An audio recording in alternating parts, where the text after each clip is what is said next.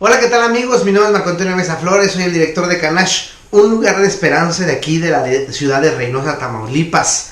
El día de hoy vamos a hablar de un tema que se me pidió hace algunos meses por un estudiante de psicología de aquí de la ciudad de Uncuate, donde él me pide que hable del placer de estudiar.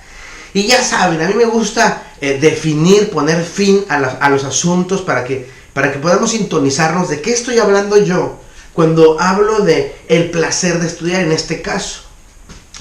Y definir quiere decir ponerle fin a eso. La palabra placer es una palabra latina que viene de placere, que quiere decir gustar o agradar.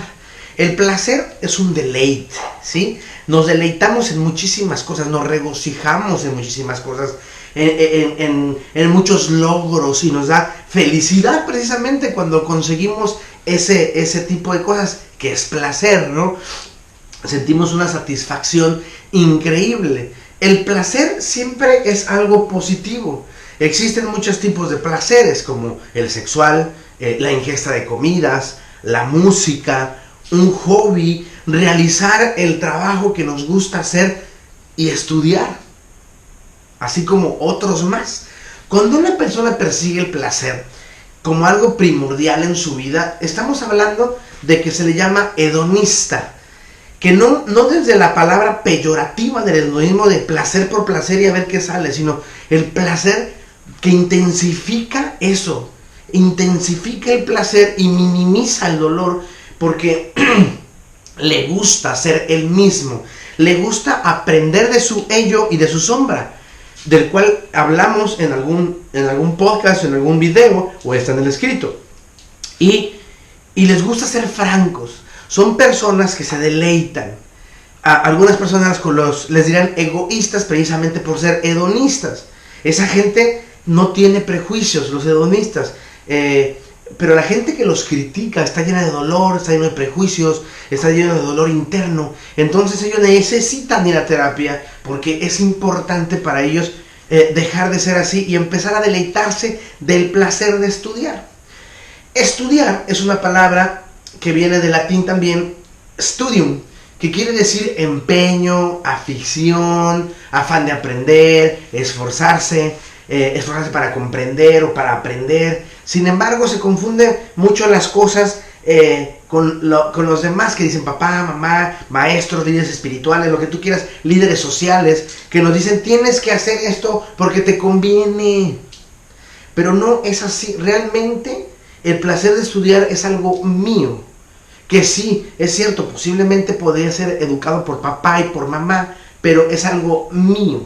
Ningún líder puede decirte qué estudiar y qué no estudiar, porque si tú estudias a fuerza, entonces no vas a comprender muchas cosas y no les vas a dar el sentido, no le vas a agarrar esa magia, ese saborcito. Decía un alumno de la universidad, de una de las universidades de aquí, decía: me gusta mucho tus clases, Marco, porque le metes saborcito, picosito, algo que nos hace querer venir más a clase. Y es que es cierto, cuando tú tienes ese placer de poder estudiar y poder transmitir lo que tú estudias, se hace rico el asunto. Y el placer de estudiar es precisamente eso, nos lleva a poder vivir atentos, felices, gloriosos, porque se estudia por gusto, no como algo que se tiene que hacer a la fuerza. Que entiendo que a veces tenemos que estudiar algunas cosas o tenemos que investigar algunas cosas que no nos gustan, pero es un mal necesario para un fin y tenemos que hacerlo, nos guste o no nos guste, pero con el tiempo le vamos agarrando sabor. El verbo studeo, que quiere decir dedicarse a algo con afán o poner empeño, nos enseña que estudiar antiguamente era poner el alma en algo que nos gustara, ¿sí? Que lo hiciéramos de manera libre. Sin embargo, y cuidado, eso no quiere decir que no tiene mucho esfuerzo, porque la gente que nos gusta estudiar, realmente nos esforzamos bastante. Por lo regular, cuando yo estoy sobre un tema, me aviento 2 o 3 libros a la semana de ese tema, y les digo a la gente: lean poesía, cuento, novela, porque esos son temas relajantes para tu cerebro, ¿sí? Y te enseñan a escribir, también te enseñan a pensar y a crear y a poder imaginar cosas. Las cosas científicas a veces son muy rudas y con 2 o 3 páginas y con tanta terminología puede ser que te aburran, pero te quiero que entiendas algo. El estudio es algo bien importante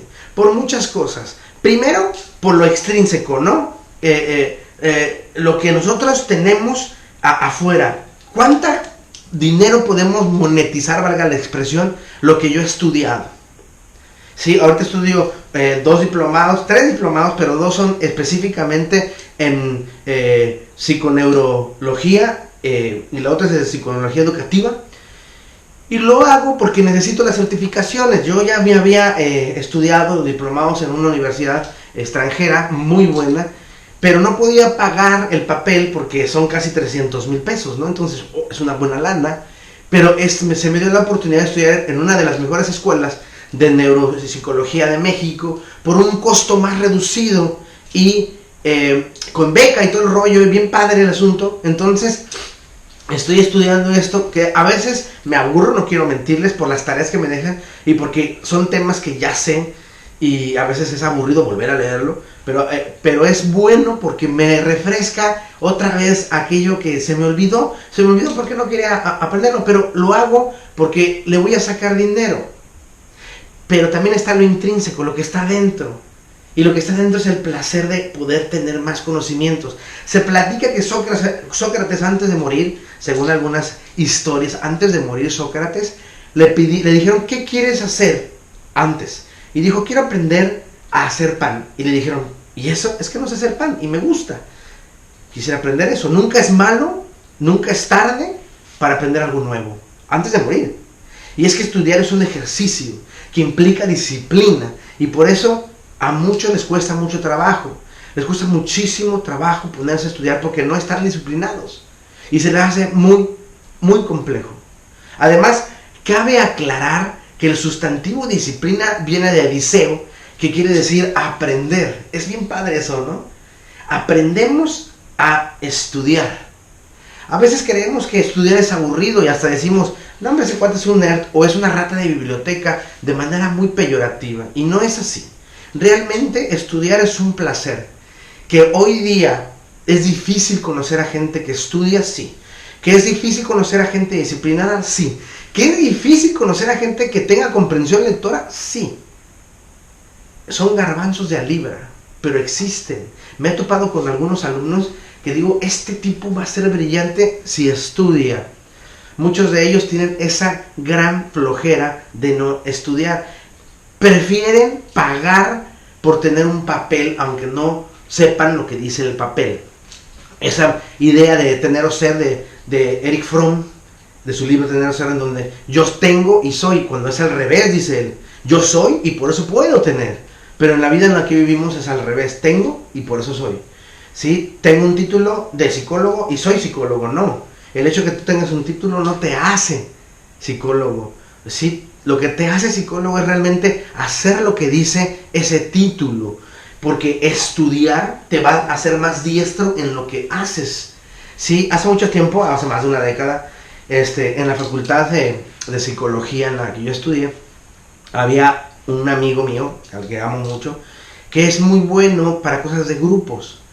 Él dirigía un grupo en ese tiempo. Y yo le dije, si tú estudiaras, si tú leyeras más sobre este asunto, tendrías menos errores de destreza. Este tipo, esta persona, este muchacho, no sé cómo decirlo, me hizo caso, porque tiene un corazón muy noble, y estudió más sobre el tema que le gustaba, que era el asunto de grupos, y se hizo mucho más diestro. Porque si tú eres nada más practicante y haces praxis, sí, a lo mejor entre más lo sigas practicando, más te va a salir menos peor, te va a salir menos peor de lo que lo estabas haciendo. ¿Por qué? Porque te vas haciendo más diestro.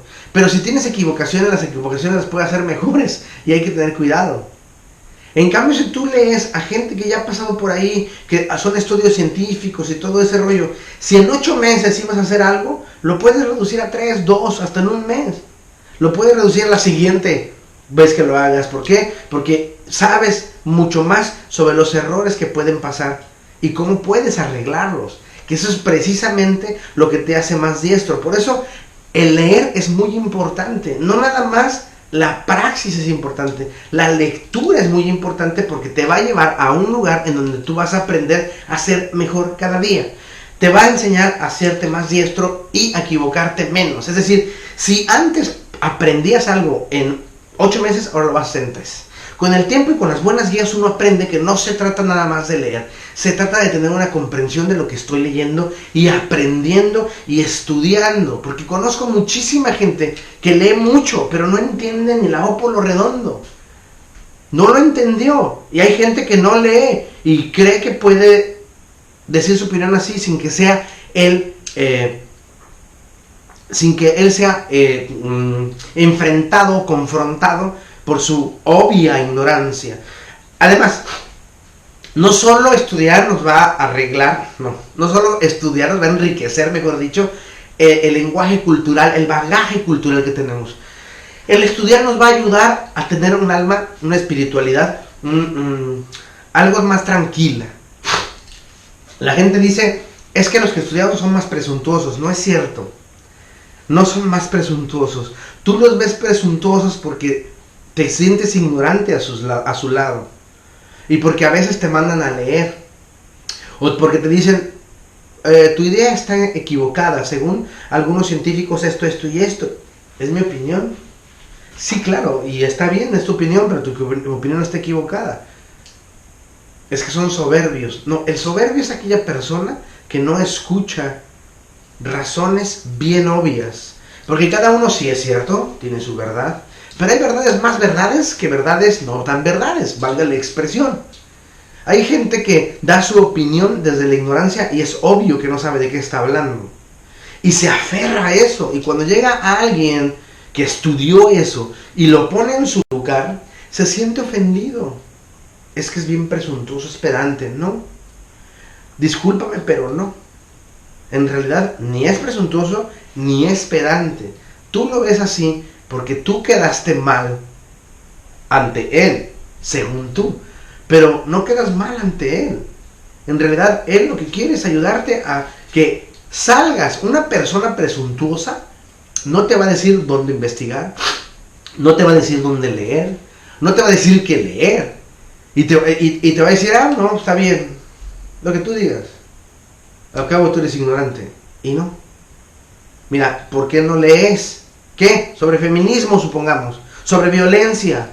Sobre psicología. Como he escuchado yo a gente que nada más porque leyó un libro de Freud ya se creen psicoanalistas.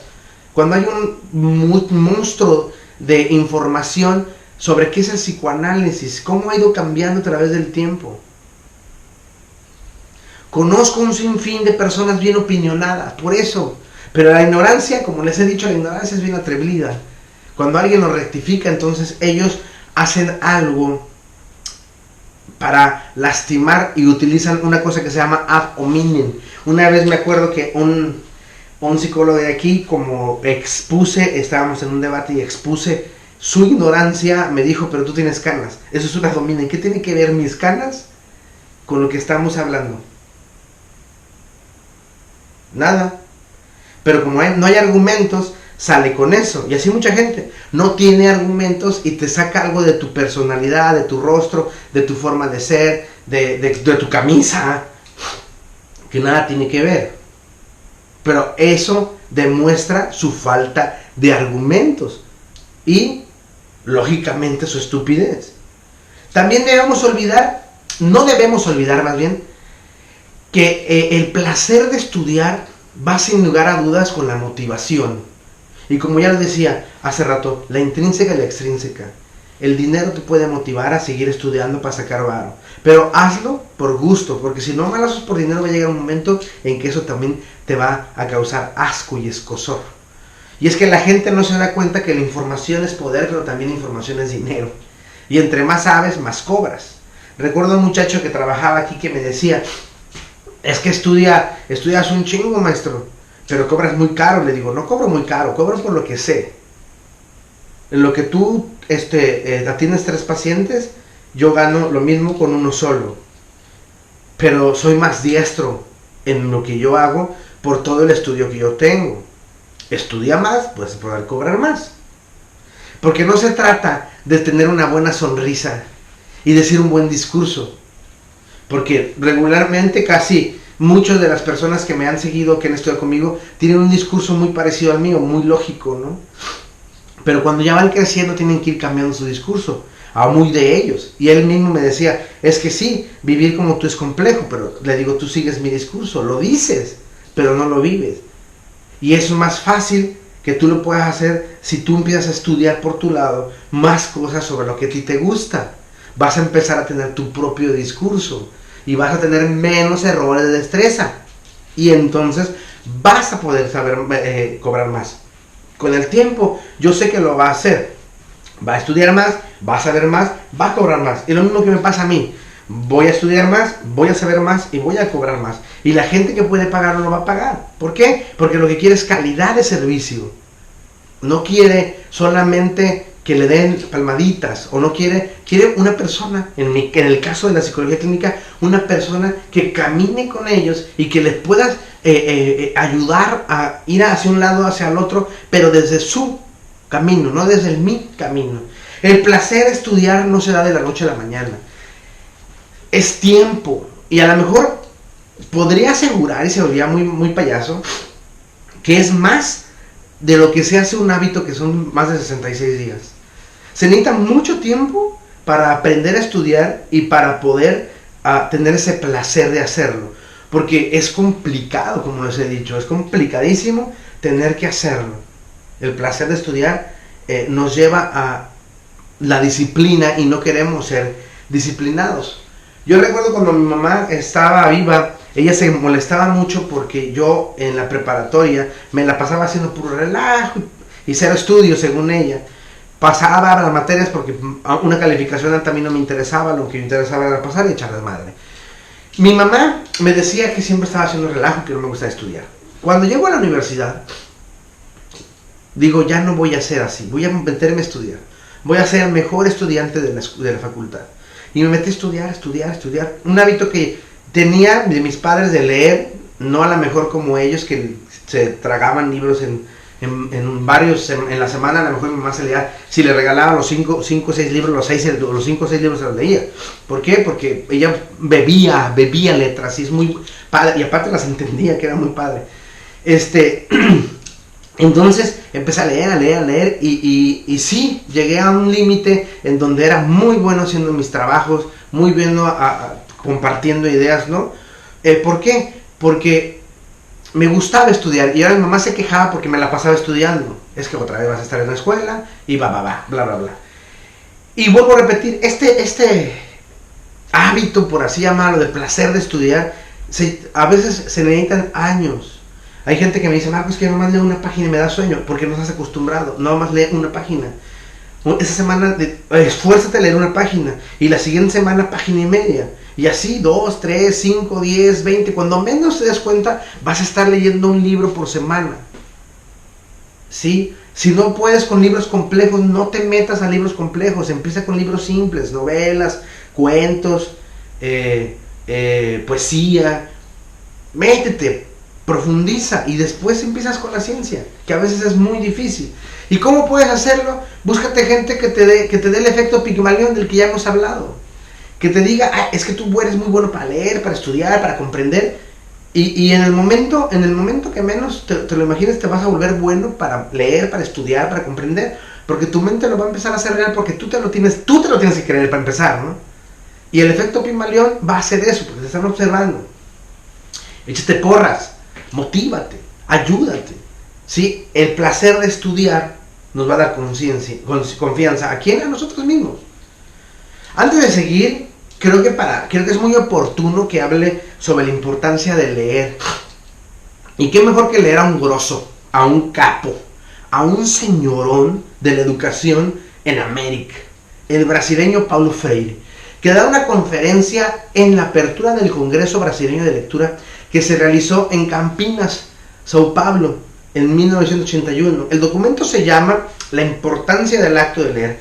Y voy a citar algunas cosas que desde mi óptica fueron muy importantes o muy buenas. Voy a cortar aquellas que desde mi visión son relleno, pero que yo invito a los lectores a buscar la importancia del acto, digo a los que me ven, La importancia del acto de leer, de Paulo Freire. Y si no, que bueno, lo busquen en mi página cuando ya esté ahí, www.marcoamesaflores.com, en la sección de Pregúntale a Marco. Ahí va a estar este escrito del placer de estudiar, y ahí viene el link de donde está este escrito.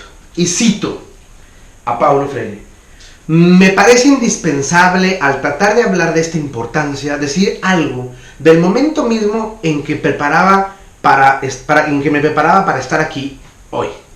Decir algo del proceso en que me inserté mientras iba escribiendo este texto que ahora leo. Proceso que implicaba una comprensión crítica del acto de leer, que no se agota con la descodificación pura de la palabra escrita o del lenguaje escrito, sino que se anticipa y se prolonga en la inteligencia del mundo. La lectura del mundo procede a la lectura de la palabra, de ahí que la posterior lectura de esta no puede prescindir de la continuidad de la lectura de aquel. Lenguaje y realidad se vinculan dinámicamente. La comprensión del texto, a ser alcanzada por su lectura crítica, implica la percepción de relaciones entre texto y el contexto. Al intentar escribir sobre la importancia del acto de leer, me sentí llevado, y hasta con gusto, a releer momentos de mi práctica, guardados en la memoria, desde la experiencia más remota de mi infancia, de mi adolescencia, de mi juventud, en la que la importancia del acto de leer se vino construyendo en mí. Al ir escribiendo este texto, iba yo tomando distancia de los diferentes momentos en que el acto de leer se fue dando de mi experiencia existencial. Primero, la lectura del mundo, del pequeño mundo en que me movía. Después, la lectura de la palabra, que no siempre, a lo largo de mi escolarización, fue la lectura de la palabra mundo. La vuelta a la infancia distante, buscando la comprensión de mi acto de leer.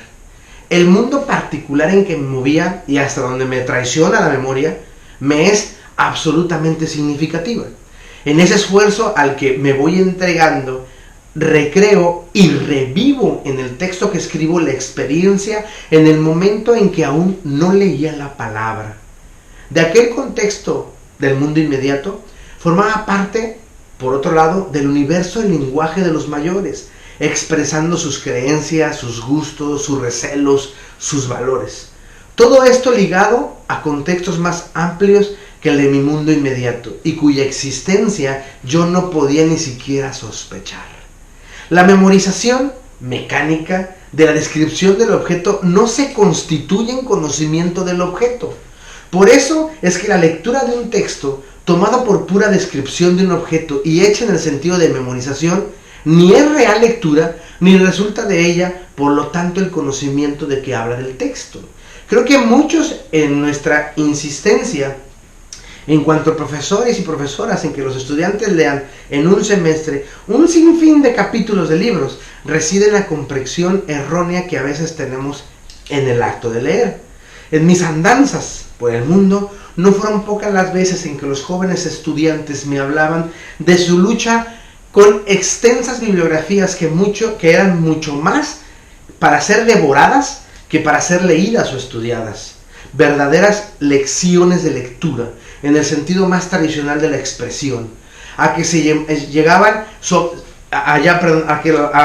la que se hallaban sometidos en nombre de una formación científica y de las que debían rendir cuentas a través del famoso control de lecturas.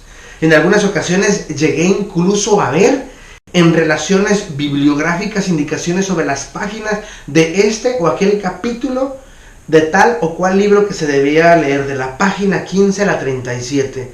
La insistencia en la cantidad de lectura sin el adiestramiento debido de los textos a ser comprendidos y no mecánicamente memorizados, revela una visión mágica de la palabra escrita.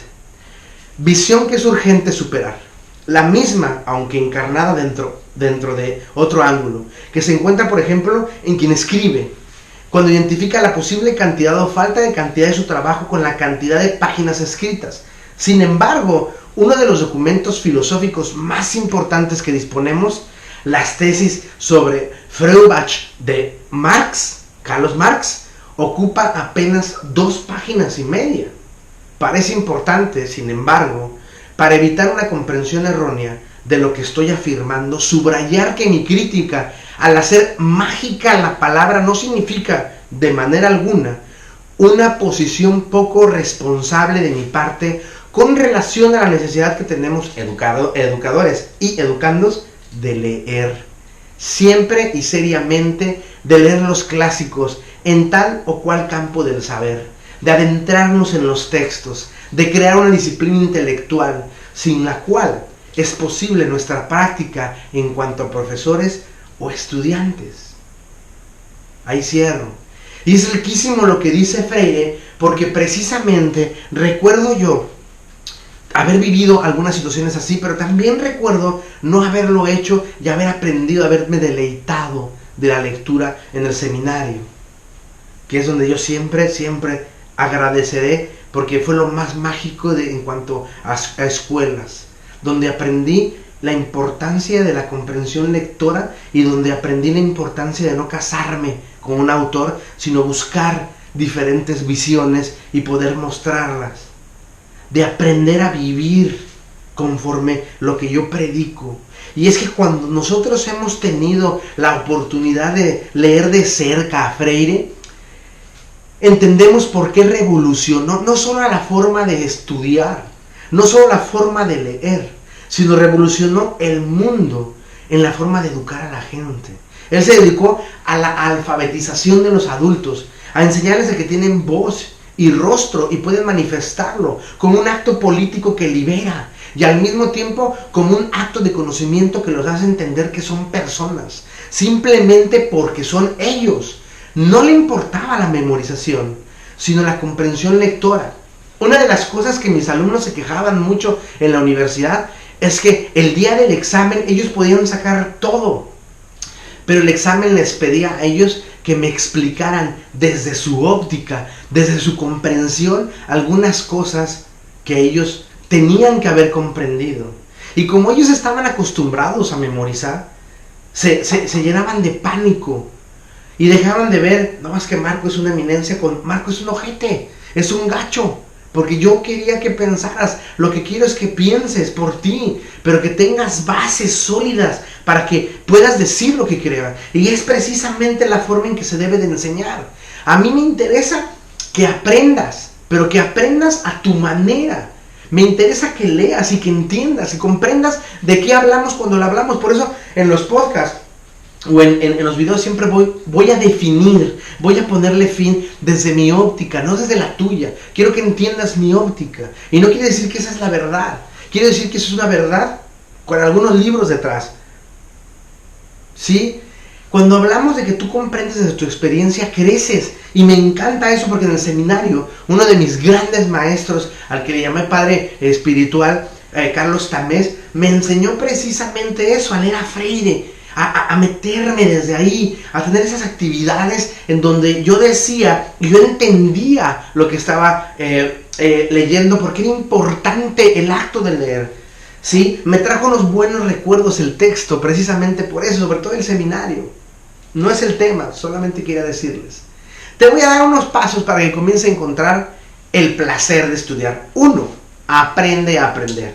Una de las cosas que menos hacemos es aprender. Algunas personas creen que ya lo saben, pero la idea es no saberlo. Es decir, si tu copa tiene mucha agua, tírala toda para que se vuelva a llenar de agua.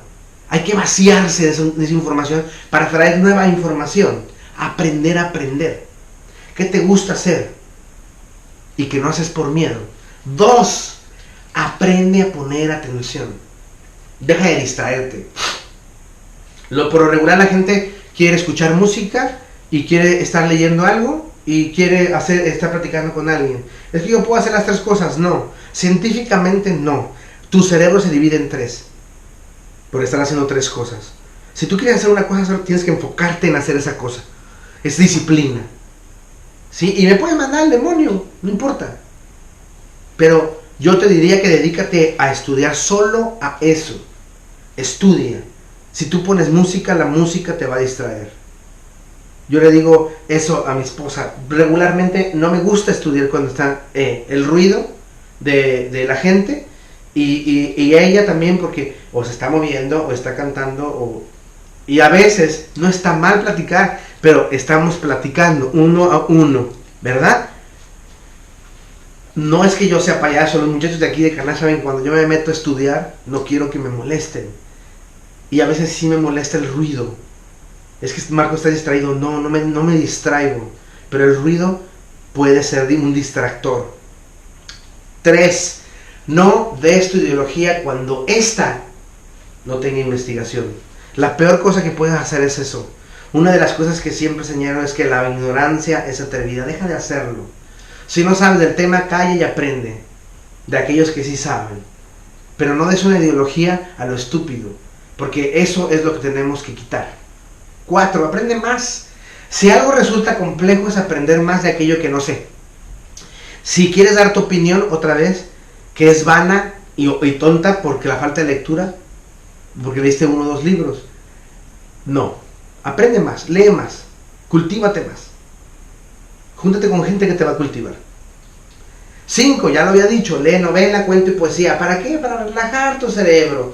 A veces los libros científicos pueden ser muy densos, muy pesados, muy aburridos, pero son necesarios para lo que tú haces.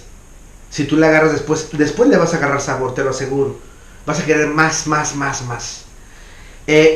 Estos 3 libros, poesía, cuento y novela, te van a enseñar a escribir mejor.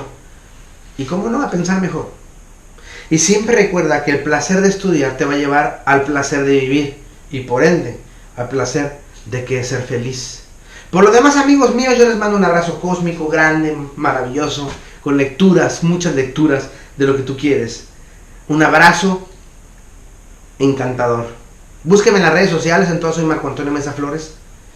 En Facebook tengo una foto de Jesús, Buda y Krishna en un puente. Atrás hay un letrero muy divertido, amarillo con rojo. En Instagram y Twitter me pueden encontrar con una camisa azul. Ya mi foto ahora sí, una camisa azul con mi arete, el logo de Canash. Está mi página de internet www.marcoamesaflores.com, todo junto, en minúsculas, www.marcoamesaflores.com. Ahí encuentran 1000 libros, cursos gratis, cursos con costo, y pregúntale a Marco, que es donde pongo los podcasts y los videos que yo grabo. También escribo en una columna que se llama Camina Conmigo en www.primeravueltanoticias.com, en la sección de opiniones. Cada semana sale una opinión mía sobre infinidad de textos. Ya llevamos con ellos muchos años y me alegra y me da mucha, valga la expresión o la redundancia, la alegría poder seguir colaborando con ellos y que ellos sigan contando conmigo. O me pueden escribir a mi correo electrónico reverendo-cty@gmail.com. Recuerda que mi voz irá contigo, y recuerda que en Canash, un lugar de esperanza, amamos porque somos amados y liberamos porque somos libres aquí en Canash.